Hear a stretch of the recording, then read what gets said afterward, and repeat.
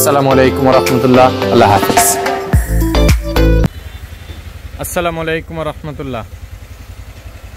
আলহামদুলিল্লাহ, শুকর আলহামদুলিল্লাহ, আমাদের ব্রেকিং সিস্টেমটা সেট আপ করা হয়ে গেল।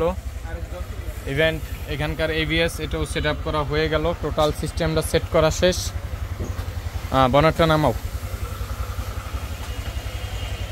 তো আমরা এখন এটারে স্ক্যান করব, চেক করব, দেন আমরা টেস্টে বের হব। ওঠো, সামনে ওঠো। বিসমিল্লাহির রহমানির রহিম। তো আমরা আপনাদেরকে ওই মাথাটা খেয়াল সাউন্ড আমরা আপনাদেরকে ফার্স্টে স্ক্যান করে দেখাচ্ছি। এখানে একটা notification, depress brake pedal and power push start, power switch to start, and push power switch to start. তো আমরা আগে স্ক্যানটা করে আপনাদেরকে আগে স্ক্যানটা দেখাই। এখানে কিন্তু কোনো ম্যাল ফাংশন না, এটা মূলত ব্রেক পাড়া দিয়ে আমাকে গাড়িটি স্টার্ট করতে বলতেছে। এই ওর মানে ও বলতেছে যে স্যার মেহরবানি করে গাড়িটাকে আপনি স্টার্ট করেন। তা আমি করলাম যে তুই দাঁড়া, আমি আইতে আসি একটু কাজ সেরে এলি, ওয়েটিং এ আছে। হ্যাঁ, রিভিউ চলতেছে, আমার এরকমই চলে রিভিউ। কার পছন্দ হয় না এটা আমার দেখার বিষয় না। যে একটু আগে দেখছেন একটু রাগনিত হয়ে গেছে, দেখে আবার গাইলে দিল। যাক, ওটা মাইন্ড করিনি, আমি বেতনের সময় একটা রেখে দিব। তো আমাদের স্ক্যানিং চলতেছে। রাজাউল ভাই কই? বাড়িতেছে মনে হয়। ঢুকুক বেচারারা, এতদিন খালি ময়লাই খাইছে, পাইছে কটা বিদেশি লোক আর পাইছে আপনারাও আইছেন, তাও বলে আপনারা বলে বিদেশি কর লোকে থাকেন। তো আপনাদের গায়ে একটু হলে আছে রক্ত।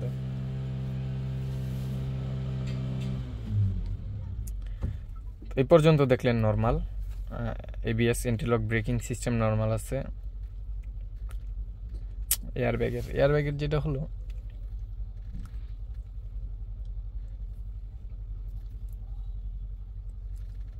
এটা হলো এসির কোনো প্রবলেম আছে আপনার?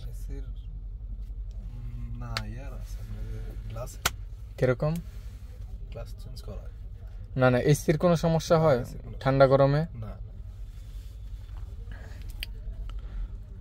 এখানে এসির যেই প্রবলেম আছে এটা আপনারা দেখতেছেন। এটা গ্লাসের সেন্সরটা, হ্যাঁ, হিউমিডিটি সেন্সর এটার নিচে থাকে। এই গ্লাসটা চেঞ্জ হয়েছে, এই জন্য এই হিউমিডিটি সেন্সর আর টেম্পারেচার সেন্সর কাজ করতেছে 9 আচ্ছা যাক, এটা ভিন্ন বিষয়। আমরা তারপর এটাকে একটু ইরেজ করে দেওয়ার চেষ্টা করলাম। হয়ে গেল, না থাকলে না হইলে নাই, চলে গেল। তো ওভারঅল কন্ডিশন ইজ নর্মাল, আলহামদুলিল্লাহ, শুকর আলহামদুলিল্লাহ। আমরা স্টার্ট করি। বিসমিল্লাহির রহমানির রহিম।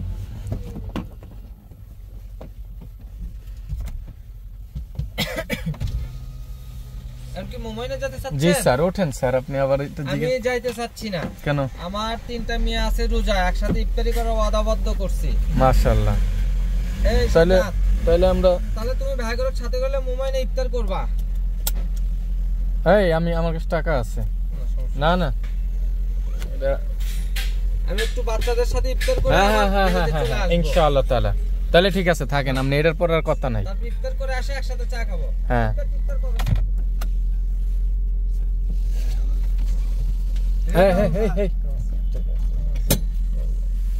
দিছে মিয়া, জানি আমি, এটা দিছে, এতটুকুই এনাফ। এরপর আর কথা নাই। জোরাজোরি কারণে করলে আবার চিত্তা যায়। আমি দিছি, আপনি আবার কইছেন না, ওইটা না, মানে টাকা যদি না নেই, আমি দিছি আপনি নেন নাই, আমার পছন্দ হয়নি নাকি আমার? এর কথা এরকম। এই সেই গ্যারেজ বিশিষ্ট মালিক, ওনার ব্যক্তিগতভাবে উনি নাই, যদিও আমি আসলে এটা বলতে পারি যথেষ্ট ভালো মনের মানুষ। সাধারণত জিনিসটা কি ভাই, একটা মানুষকে চেনার জন্য তার সাথে আপনি যখন লেনদেন করবেন আর সম্পর্ক করবেন, চলবেন, এতটুকুই যথেষ্ট। বিসমিল্লাহি তাওয়াক্কালতু আলাল্লাহ, লা হাওলা ওয়ালা কুওয়াতা ইল্লা বিল্লাহিল আলিয়্যিল আযীম। এতটুকুই যথেষ্ট তাকে চেনার জন্য, হ্যাঁ, যে সে কিরকম ব্যক্তি, সে কতটুকু তার কথার জি কার কি এর সরাইতে কিচ্ছু লাগবে না।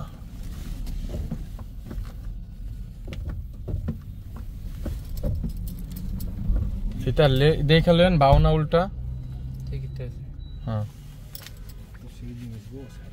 হ্যাঁ আমরা 5-7 মিনিট জাস্ট একটু টেস্ট ড্রাইভের লাস্ট রিভিউটা আমরা আপনাদেরকে দেখানোর চেষ্টা করতেছি। আমরা ওইটাই বলিনি এতক্ষণে।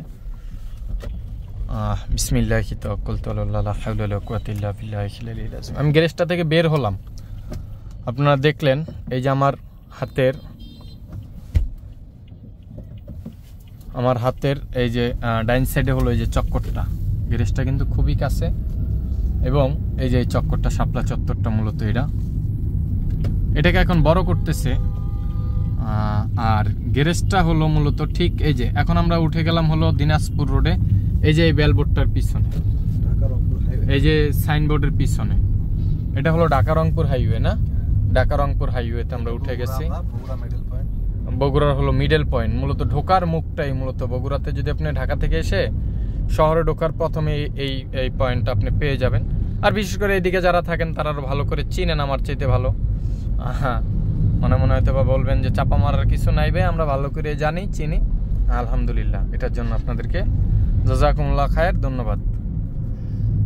তো অনেক কথা বললাম, আমরা গাড়ি চালাচ্ছি, চলতেছে, শুকর আলহামদুলিল্লাহ। প্রতিবারের ভিডিওতে আমি একটা কথা আপনাদেরকে বারবার বলে রাখি, এবং লাস্টে এই কথাটা আমার বলার আছে। আসলে এই 2-4-5 মিনিট, আধা ঘন্টা, 1 ঘন্টা 15-10 মিনিট গাড়ি চালায়া রিভিউ করেই এতটুকুই থাকে সাধারণত। আর পরবর্তীতে প্রবলেম হলো আমাদের কোনো রিভিউ হয় না। সবচেয়ে বড় কথা হলো এটা যে এটার প্রবলেম বোঝার জন্য আপনার অবশ্যই গাড়িটা কয়টা দিন চলা জরুরি। যেহেতু আমরা সামথিং কিছু একটা সময় আমরা একটা ওয়ারেন্টি রেফার করি, কিংবা দেখে দিব এরকম একটা কিছু আমরা রেফার করে থাকি অল্প কিছু দিন কিংবা কিছু সময়। তো ওই জন্য আমরা পার্সোনালি চেক করে দেই, হ্যাঁ, ওভারঅল ওকে। আর যে জিনিসটা হলো যে গাড়িটা চললে দেন তারপরে বোঝা যাবে যে আসলে কন্ডিশন কিরকম, হ্যাঁ, কিরকম কি হয়, কিরকম ভালো চলে, হ্যাঁ, এই বিষয়টা। তো যাই হোক, আমরা এখন হাইওয়েতে চালাচ্ছি। হাইওয়ে হইলো মূলত এটাকে বলি আমরা বাংলায় বলি, আমি ইংলিশে বেশি পাকা আর কি, যেটাকে আমরা বলি যে মূলত কি বলে এটাকে মহাসড়ক, হ্যাঁ, মহাসড়ক, মূলত ঢাকা রংপুর মহাসড়ক, হ্যাঁ, বগুড়ার ভাষায় বলে এটাকে বিশ্ব রোড। যাই হোক, আলহামদুলিল্লাহ উন্নত হচ্ছে দেশ, দুর্নীতি নিয়ে আমার দুঃখ নাই, কিন্তু দেশ উন্নত হচ্ছে। ডাইনি দিয়ে উঠে দিব, হ্যাঁ, আইনি ভাবে জায়েজ বানায় নিলাম আমরা, কি কন, কোনো সমস্যা নাই। মশাগুলো আপনারা যদিও দেখতেছেন না, সোলজারগুলো খুব অস্থির, এই যে দেখেন অস্থির অবস্থা। যদি বলেও আপনারা এই ধরনের কাজ করবেন না, আমরা জাস্ট এলাকার গাড়ি এবং একটু নিয়ে আর কি করলাম উল্টা রোডে, কারণ নিচের রোডটা খুবই বাজে অবস্থা। বাট আপনারা কখনো এইভাবে গাড়ি উল্টা ঢুকাবেন না, রং ঢুকাবেন না, এটা রিকোয়েস্ট না শুধু, পরে দেখবেন যে আপনি সামনে যাওয়ার বদলে আপনার রেলওয়ে পিছনে গেছে গা, ঠিক আছে, এটা হলো বড় কথা। যাই হোক, আমি একটু দুষ্টুমি করে বলতেছি, রাগ করবেন না, কারণ একটি দুর্ঘটনা হতে পারে আপনার সারা জীবনের কান্না। অতএব সতর্ক থাকা সবার জন্যই জরুরি না শুধু, এটা ফরজও। হ্যাঁ, আপনি ছুরি গলায় ধইরা যদি কোন যে আল্লাহ বাঁচাইবো, এটা কোনোদিনও না। হ্যাঁ, এটা আল্লাহ তাআলা আপনারা বলে নেয় তুমি ছুরি গলায় ধরো আর আমি তোমার বাঁচাই দিব। আপনি গাড়ি 200 স্পিডে টানবেন আর কইবেন যে আল্লাহ হেফাজত করবো, যা হয় হইব, এটা কোনোদিনও না। হ্যাঁ, কিছু নিয়ন্ত্রণ থাকে মাখলুকের উপরে, আর সব নিয়ন্ত্রণই আল্লাহ সুবহানাহু ওয়া তাআলা করে। আপনি যে কিছু নিয়ন্ত্রণ করবেন, এই যে আমি ভিডিওটা করতেছি, এটা আল্লাহ সুবহানাহু ওয়া তাআলা জানে, কিন্তু এটা আমি করতেছি আমার শক্তিতে, কিন্তু এটা ক্ষমতাটা কার? আল্লাহ সুবহানাহু ওয়া তাআলার। গাজাবাসীর জন্য বিশেষ করে দোয়া করবেন, খুবই করুণ অবস্থা তাদের, খুবই খারাপ অবস্থা। এইসব এই ইসরায়েলি দখলদাররা যেই হারে গাজা দখল করতেছে, গণহত্যা করতেছে, খাস করে আল্লাহ সুবহানাহু ওয়া তাআলার কাছে তাদের জন্য দোয়া করবেন। মুসলমান উম্মাহ, মুসলমান প্রাণপ্রিয় ভাই বন্ধু যারাই আছেন, সামনে রমজান চলে আসতেছে, অবশ্যই আল্লাহ তাআলার কাছে বেশি থেকে বেশি করে এই দোয়াগুলোই করবেন যে আল্লাহ সুবহানাহু ওয়া তাআলা যেন ফিলিস্তিনবাসীকে স্বাধীন করে দেয়, গাজাবাসীদেরকে স্বাধীন করে দেয়, ফিলিস্তিনবাসীদেরকে স্বাধীন করে দেয়, ইসরায়েলিদেরকে যেন দাবায়া দেয়, এবং কি বলে ওরা এই রণতরী আইনা রাখে হলো এই নদী, ওইটাতে যেন চুবায়া চুবায়া করে মারে আল্লাহ সুবহানাহু ওয়া তাআলা। ঠিক আছে, তো আসলে আমার বাংলাদেশ থেকে আমার কিছু বলার মতো নাই। আমি আলহামদুলিল্লাহ আমাদের প্রধানমন্ত্রী যদিও